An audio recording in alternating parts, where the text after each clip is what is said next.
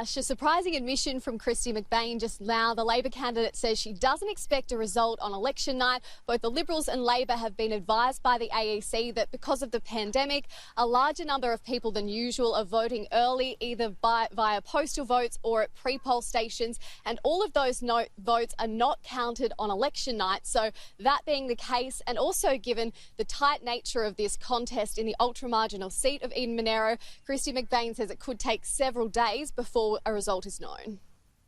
Look, it's going to be a really tight contest, and we know that there are additional measures put in place for COVID safety.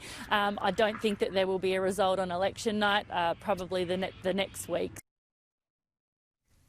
Eliza, health policy has never been more important than during the pandemic. We've seen Labor campaigning as well in that seat on the key battleground. Yeah, it is a favoured battleground of the Labor Party is health policy. So the Labor candidate, Kirsty McBain, and the Shadow Health Minister, Bowen, have been meeting with mums here in Yass who were forced to give birth on the side of the road on their way to Canberra because the maternity services in this small town were taken away by the New South Wales Labor government in 2004. Since then, there have been a lot of public pleas and promises by various governments, but very little progress has been made. So the federal Labor opposition is promising to return maternity services here. They also ridiculed the Prime Minister for his answering question time last week when he was asked about this issue and talked up the government's plans to upgrade the Barton Highway.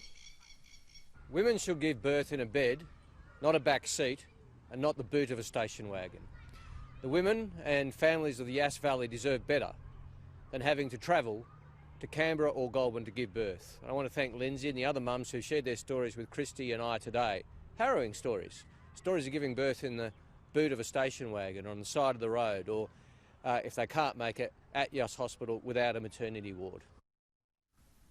The Coalition has pointed out that it was, in fact, a Labor government that suspended those maternity services in the first place and says the onus is on the state government here. Labor argues it doesn't matter who funds this maternity ward, it just needs to be done. Ash?